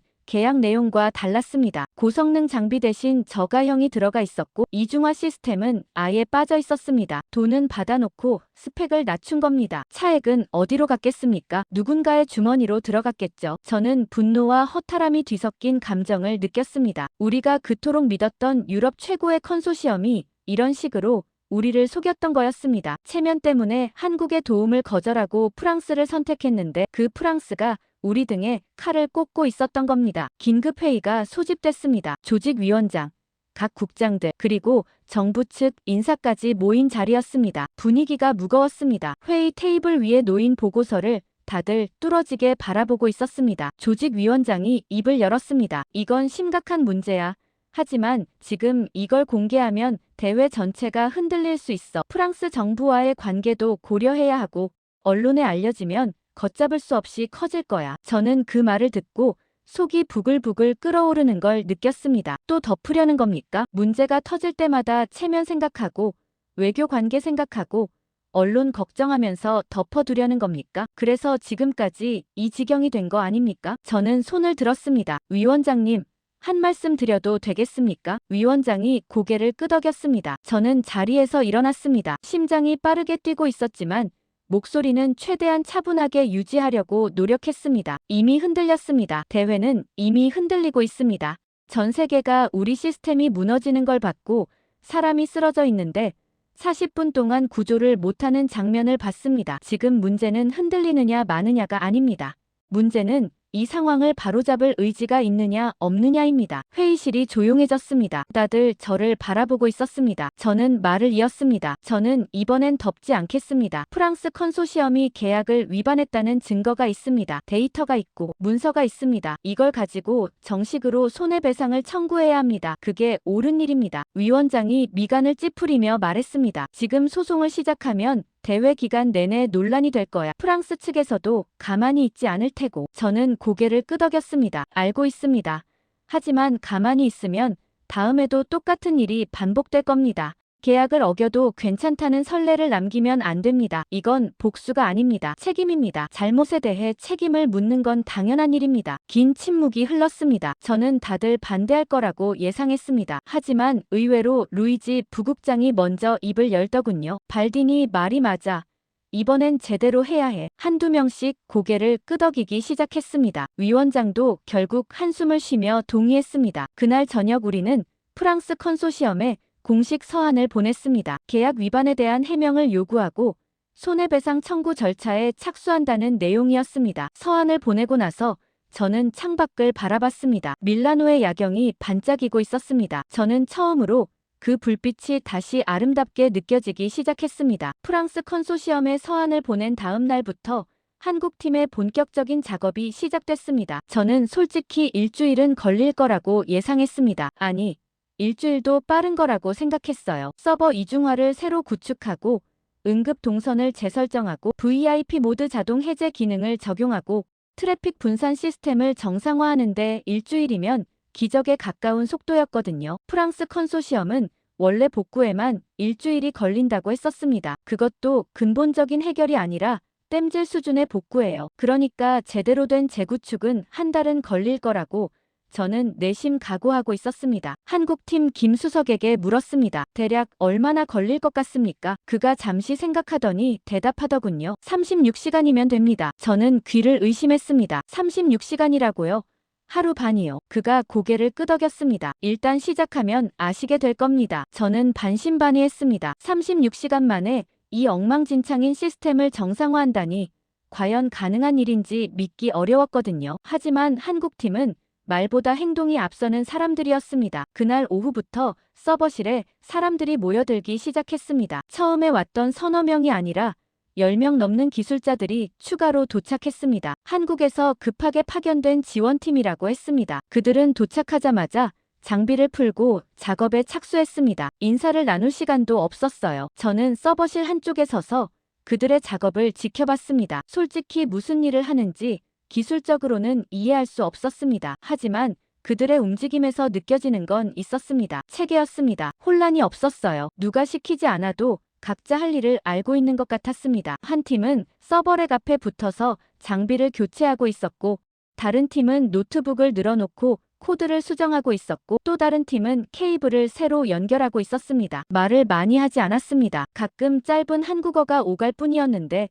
통역 없이도 서로 뭘 해야 하는지 다 아는 것 같았어요. 밤이 깊어갔습니다. 자정이 넘어도 서버실의 불은 꺼지지 않았습니다. 저는 커피를 마시며 그 자리를 지켰습니다. 피곤했지만 자리를 뜰 수가 없었어요. 이 사람들이 우리를 위해 밤을 새우고 있는데 제가 편하게 잠을 잘 수는 없잖아요. 새벽 3시쯤 됐을 때 김수석이 저를 부르더군요. 잠깐 보시죠. 저는 그에게 다가갔습니다. 그가 노트북 화면을 보여주더군요. 서버 이중화 완료됐습니다. 이제 메인 서버가 죽어도 3초 안에 백업으로 자동 전환됩니다. 저는 화면을 뚫어지게 바라봤습니다. 초록색 표시등 2개가 나란히 켜져 있었습니다. 메인 서버와 백업 서버가 동시에 돌아가고 있다는 뜻이었죠. 그 간단한 초록색 불빛이 그렇게 든든하게 느껴질 줄 몰랐습니다. 다음 날 아침이 밝았습니다. 한국팀은 여전히 작업 중이었습니다. 밤새 잠을 자지 않았을 텐데 피곤한 기색을 내비치지 않더군요. 오히려 속도가 더 빨라진 것 같았습니다. 점심때쯤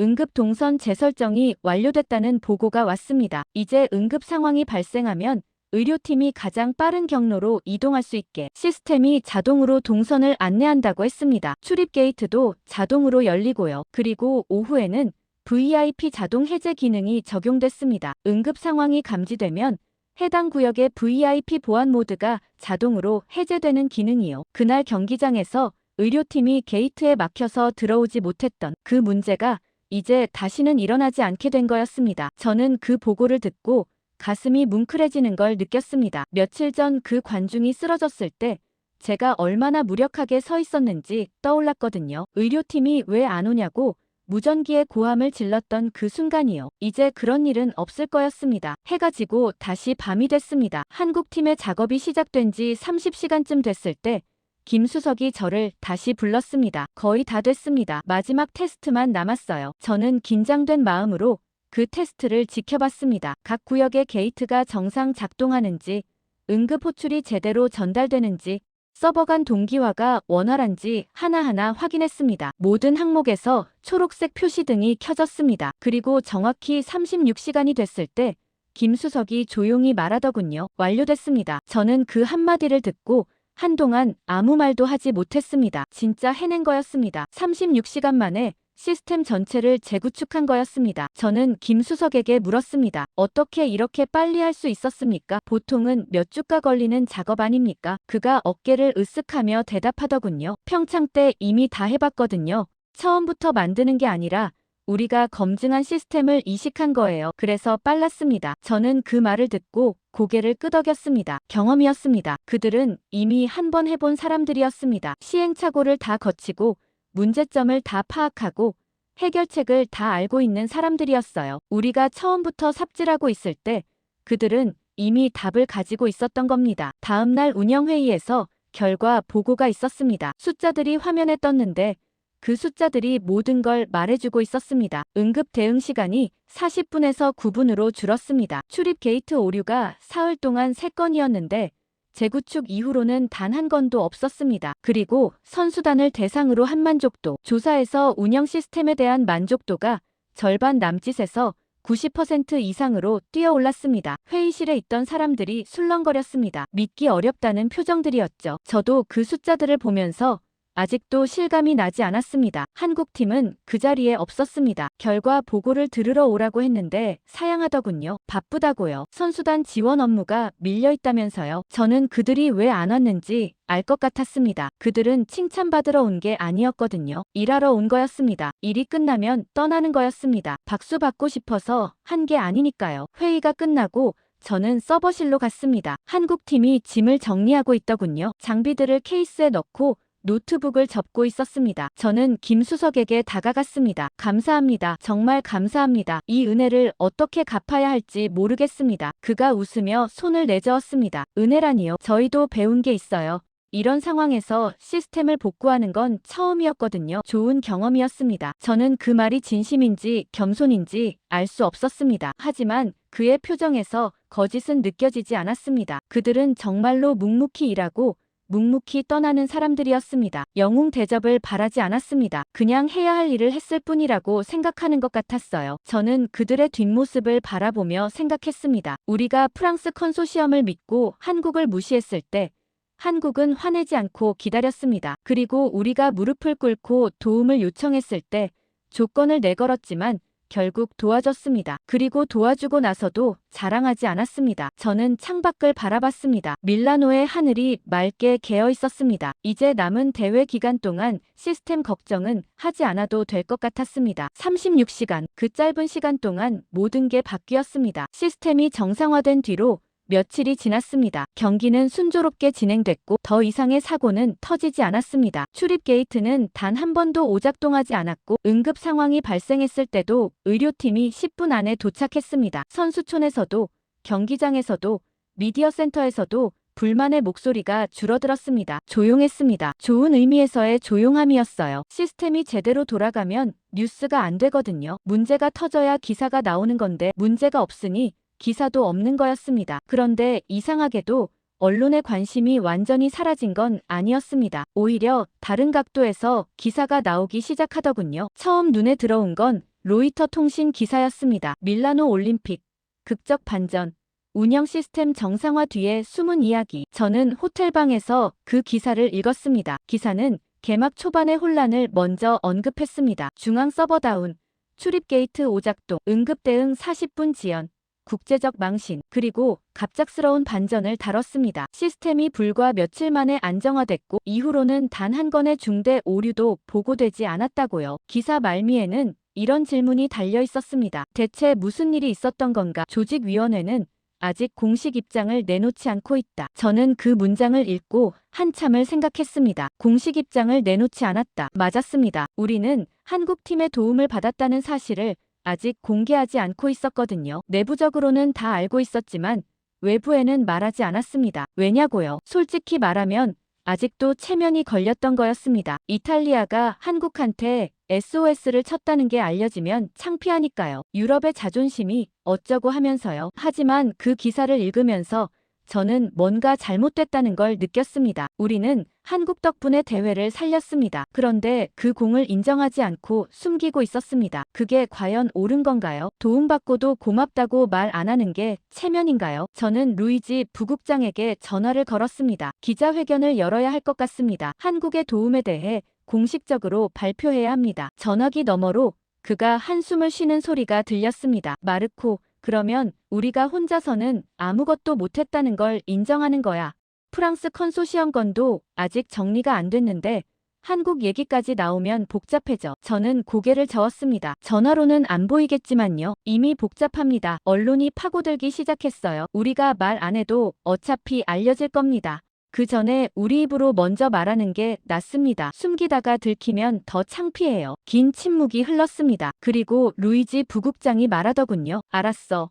위원장님한테 말해볼게. 이틀 뒤 기자회견이 열렸습니다. 장소는 밀라노 메인 프레스센터 대강당이었습니다. 각국 취재진이 가득 들어찼고 카메라 플래시가 터지고 있었고 웅성거리는 소리가 공간을 채우고 있었습니다. 저는 연단 위에 서서 마이크 앞에 섰습니다. 심장이 빠르게 뛰고 있었습니다. 손바닥에 땀이 차는 게 느껴졌습니다. 준비한 원고가 있었지만 그걸 읽는 건 의미가 없을 것 같았습니다. 저는 원고를 접어서 주머니에 넣었습니다. 그리고 그냥 제 말로 얘기하기로 했습니다. 먼저 대회 초반에 발생한 운영 시스템 문제에 대해 사과드립니다. 저는 또박또박 말을 시작했습니다. 중앙 서버 장애로 출입 시스템에 문제가 생겼고 응급 상황 대응이 지연되는 심각한 사고가 있었습니다.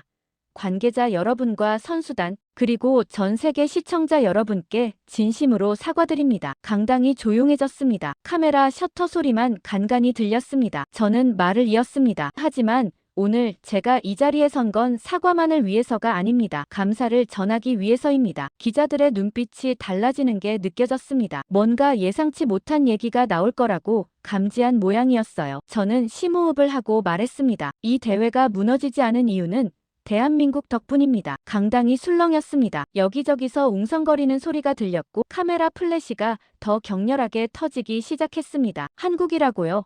누군가 외쳤습니다. 무슨 뜻입니까? 저는 고개를 끄덕이며 설명을 이어갔습니다. 저희가 시스템 문제를 자체적으로 해결하지 못했을 때 대한민국 기술팀이 도움을 줬습니다. 그들은 36시간 만에 전체 시스템을 재구축했고 서버 이중화, 응급 동선 재설정, VIP 자동 해제 기능까지 모두 적용했습니다. 지금 이 대회가 정상적으로 돌아가는 건 전적으로 그들의 공입니다. 강당이 더 시끄러워졌습니다. 기자들이 손을 들고 질문을 쏟아내기 시작했습니다. 왜 처음부터 한국에 요청하지 않았습니까? 프랑스 컨소시엄과는 어떻게 된 겁니까? 한국 측에서 먼저 제안한 건가요? 저는 손을 들어 잠시 조용히 해달라고 요청했습니다. 그리고 솔직하게 말했습니다. 사실 몇 달 전에 한국 측에서 먼저 협력을 제안했었습니다. 평창 올림픽 때 사용했던 운영 프로토콜을 공유하겠다고요. 하지만 저희가 거절했습니다. 왜 거절했습니까?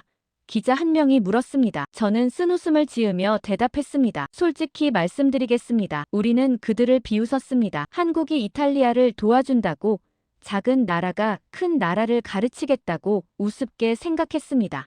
유럽 최고의 컨소시엄이 있는데 아시아 소국의 도움이 필요하겠냐고요. 강당이 조용해졌습니다. 제가 너무 솔직하게 말해서 다들 당황한 것 같았어요. 저는 말을 이었습니다. 하지만 그들은 우리가 비웃는 동안에도 준비하고 있었습니다. 시스템을 완벽하게 갖추고 매뉴얼을 정비하고 최악의 상황에 대비하고 있었습니다. 그리고 우리가 무릎을 꿇고 도움을 요청했을 때 화내지 않고 와서 도와줬습니다. 36시간 동안 밤을 새워가면서요. 저는 잠시 말을 멈추고 강당을 둘러봤습니다. 기자들이 숨을 죽이고 듣고 있었습니다. 누군가 감탄하고 누군가 고개를 끄덕이고 누군가 빠르게 메모하고 있었습니다. 저는 마지막으로 말했습니다. 저는 오늘 이 자리에서 대한민국에 공식적으로 감사를 표합니다. 그들이 없었다면 이 대회는 재앙으로 끝났을 겁니다. 그리고 저는 개인적으로도 배운 게 있습니다. 겸손해야 한다는 걸요. 도움을 줄 때 고마워해야 한다는 걸요.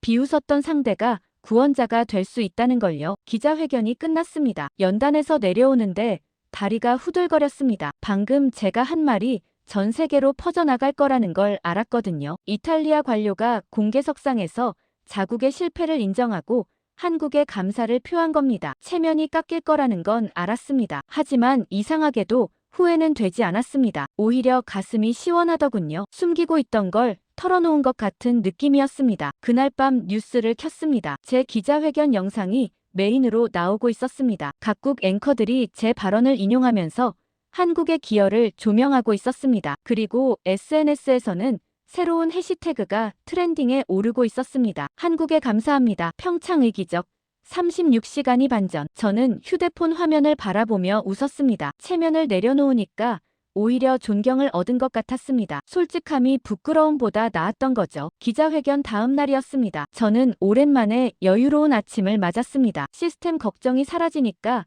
비로소 주변을 둘러볼 여유가 생기더군요. 점심때쯤 선수촌 쪽으로 걸어갔습니다. 특별한 용무가 있었던 건 아닙니다. 그냥 한국팀 관계자들에게 다시 한번 감사 인사를 전하고 싶었어요. 기자회견에서는 공식적으로 말했지만 개인적으로 눈을 마주치고 악수를 나누며 고맙다고 말하고 싶었습니다. 선수촌 입구를 지나 한국팀 숙소 쪽으로 걸어가는데 어디선가 이상한 냄새가 나기 시작하더군요. 처음에는 뭔지 몰랐습니다. 바람 방향 탓인지 희미하게만 느껴졌거든요. 하지만 걸음을 옮길수록 그 냄새가 점점 선명해지기 시작했습니다. 코를 찌르는 냄새였습니다. 진한 육수 향에 뭔가 짭조름한 냄새가 섞여 있었고 거기에 마늘인지 뭔지 모를 자극적인 향이 더해져 있었습니다. 저는 본능적으로 미간을 찌푸렸습니다. 솔직히 말하면 불쾌했거든요. 이탈리아 사람인 저에게 이 냄새는 너무 낯설고 강렬했습니다. 점심시간에 이런 냄새를 맡아야 하다니 라는 생각이 들었죠. 며칠 전만 해도 저는 틀림없이 발걸음을 돌렸을 겁니다. 하지만 이상하게도 그날은 그러지 않았습니다. 오히려 호기심이 생기더군요. 대체 뭐길래 이렇게 냄새가 강한 건지, 한국 사람들은 이런 걸 먹는 건지. 저는 냄새가 나는 쪽으로 발걸음을 옮겼습니다. 모퉁이를 돌자 야외 취사구역 같은 곳이 나타났습니다. 천막이 쳐져 있었고 그 아래에 커다란 솥 여러 개가 놓여 있었습니다. 솥마다 김이 모락모락 피어오르고 있었고 그 앞에서 흰 조리복을 입은 한국인 요리사들이 분주하게 움직이고 있었습니다. 그런데 제 눈을 사로잡은 건 솥이 아니라 그 앞에 늘어선 줄이었습니다. 사람들이 줄을 서 있었습니다. 그것도 꽤 긴 줄이요. 저는 줄에 서 있는 사람들의 옷을 살펴봤습니다. 온갖 나라의 트레이닝복이 섞여 있었습니다. 미국, 프랑스, 캐나다, 노르웨이, 일본, 각양각색의 국기들이 줄 사이에 뒤섞여 있었습니다. 저는 호기심의 줄 끝에 서 있던 프랑스 선수에게 다가갔습니다. 여기 뭘 나눠주는 건가요? 그가 환하게 웃으며 대답하더군요. 설렁탕이요. 한국식 소고기 국물인데요. 어제 처음 먹어봤는데 진짜 끝내줘요. 몸이 안에서부터 따뜻해지는 느낌이에요. 오늘도 먹으려고 일찍 왔죠. 저는 고개를 끄덕였습니다. 그리고 이상한 걸 발견했습니다. 며칠 전 이 근처를 지나갔을 때 기억이 났거든요. 그때도 여기서 뭔가를 끓이고 있었는데 주변에 사람이 별로 없었습니다. 오히려 코를 막고 피해가는 사람들도 있었죠. 냄새가 너무 강하다면서요. 그런데 지금은 상황이 완전히 달랐습니다. 처음엔 냄새라며 피하던 사람들이 이제는 줄을 서서 기다리고 있었습니다. 뭐가 바뀐 걸까요? 저는 줄을 따라 앞쪽으로 걸어갔습니다. 속 가까이 가자 냄새가 더 진하게 느껴졌습니다. 하지만 이상하게도 아까보다 덜 불쾌하더군요. 오히려 뭔가 익숙한 느낌마저 들었습니다. 어머니가 어릴 때 끓여주시던 이탈리아식 고기 수프 냄새와 비슷한 데가 있었거든요. 진하게 우려낸 육수의 깊은 풍미, 천천히 끓여서 나오는 고소함. 형태는 달랐지만 본질은 같은 것 같았습니다. 그때 줄 중간쯤에서 낯익은 얼굴이 눈에 들어왔습니다. 젊은 동양인 남자였는데 목에 통역 자원봉사자 명찰이 달려 있었습니다. 박준혁이었습니다. 그 CPR 청년이요. 저는 반가운 마음에 그에게 다가갔습니다. 그가 저를 발견하고 가볍게 목례를 하더군요. 차장님, 여기 웬일이세요? 저는 웃으며 대답했습니다. 그냥 산책하다가 왔어요. 그런데 여기 줄이 길어졌네요. 며칠 전만 해도 한산했던 것 같은데. 그가 고개를 끄덕이며 말하더군요. 입소문이 났나 봐요. 처음엔 냄새가 너무 세다고 피하던 사람들이 많았는데 한두 명이 용기 내서 먹어보더니 맛있다고 소문내기 시작했거든요. 그 뒤로 계속 사람이 늘고 있어요. 저는 그 말을 들으며 생각했습니다. 처음엔 낯설어서 피했지만 직접 경험해보니까 생각이 바뀐 거였습니다. 음식뿐만이 아니라 한국 전체에 대한 인식이 그랬던 것 같았어요. 처음엔 무시하고 비웃었지만 직접 그들의 도움을 받고 나니까 생각이 완전히 달라진 거죠. 저는 박준혁을 바라보며 말했습니다. 기자회견 봤어요. 그가 먼저 말하더군요. 대단하셨어요. 솔직하게 다 말씀하시는 거 보고 놀랐습니다. 저는 고개를 저었습니다. 대단한 건 저가 아닙니다. 당신입니다. 당신이 시작이었어요. 그가 어리둥절한 표정으로 저를 바라봤습니다. 무슨 말씀이세요? 저는 진지하게 말했습니다. 그날 경기장에서 당신이 뛰어나오지 않았으면 어떻게 됐겠어요? 사람이 죽었을 수도 있어요. 그리고 저는 한국에 대해 다시 생각해 볼 계기도 없었을 거예요. 당신이 그 사람을 살린 게 전부의 시작이었습니다. 그가 손을 내저으며 웃더군요. 그 웃음이 처음 만났을 때와 똑같이 담담했습니다. 저는 그냥 해야 할 일을 했을 뿐이에요. 누구라도 그 상황에서는 그렇게 했을 겁니다. 저는 그 말에 고개를 저었습니다. 아니요. 아무나 그렇게 못해요. 저는 그 자리에 있었지만 아무것도 못했거든요. 당신은 특별합니다. 그가 여전히 겸손하게 웃으며 대답하더군요. 특별한 게 아니에요. 그냥 훈련받은 대로 한 거예요. 한국에서는 다 배우거든요. 저만 특별한 게 아니라 저 같은 사람이 많아요. 저 같은 사람이 많다. 그 말이 제 가슴에 깊이 박히더군요. 영웅 한 명이 아니라 영웅이 될 준비가 된 사람들이 수백만 명이라는 뜻이었습니다. 시스템만 좋은 게 아니라 사람까지 준비되어 있는 나라. 그게 한국이었던 겁니다. 줄이 움직이기 시작했습니다. 박준혁이 앞으로 걸어가며 저를 돌아보더군요. 차장님도 드셔보실래요? 맛있어요. 저는 고개를 끄덕이며 그를 따라갔습니다. 솥 앞에 도착하자 한국인 요리사가 커다란 그릇에 뽀얀 국물을 듬뿍 담아주더군요. 김이 모락모락 피어오르고 있었고 그 안에 얇게 썬 고기와 면 같은 것이 들어있었습니다. 저는 숟가락으로 국물을 떠서 입에 가져갔습니다. 뜨거웠습니다. 하지만 그 뜨거움 너머로 깊은 맛이 느껴지더군요. 오래 고아낸 소고기 육수의 진한 감칠맛, 담백하면서도 속을 편안하게 해주는 풍미. 저는 눈을 감고 두 번째 숟가락을 떴습니다. 그리고 세 번째, 네 번째, 정신을 차려보니 그릇이 거의 비어 있었습니다. 박준혁이 웃으며 말하더군요. 맛있죠? 한국에서는 해장국으로 먹어요. 속이 안 좋을 때 먹으면 좋거든요. 저는 빈 그릇을 내려놓으며 생각했습니다. 속이 안 좋을 때 먹는 음식이라. 지금 제 속도 한결 편해진 것 같았습니다. 음식 때문만은 아니었어요. 이 며칠 동안 제 안에 쌓여있던 무언가가 풀어지는 느낌이었습니다. 오만함, 편견, 부끄러움, 후회. 그런 것들이 이 따뜻한 국물과 함께 녹아내리는 것 같았습니다. 그날 밤 호텔방에서 저는 결심했습니다. 이 대회가 끝나면 한국으로 가겠다고요. 출장이든 휴가든 어떤 형태로든 직접 가서 보고 배우고 싶었습니다. 기술을 배우려는 게 아니었습니다. 기술은 돈 주고 살 수 있어요. 제가 배우고 싶은 건 기준이었습니다. 그들이 가지고 있는 그 기준 말이에요. 최악을 가정하고 대비하는 자세, 위기 상황에 주저없이 뛰어드는 태도, 도움을 주고도 자랑하지 않는 겸손함, 그리고 낯선 이에게도 따뜻한 국물 한 그릇을 내미는 정. 그게 제가 한국에서 배워오고 싶은 것들이었습니다. 저는 창밖을 바라봤습니다. 밀라노의 밤하늘에 별이 반짝이고 있었습니다. 그리고 저 별빛 너머 어딘가에 한국이 있을 거라고 생각했습니다. 가보지 않은 나라, 비웃었던 나라, 그리고 이제는 존경하게 된 나라. 저는 조용히 중얼거렸습니다. 고맙습니다, 한국.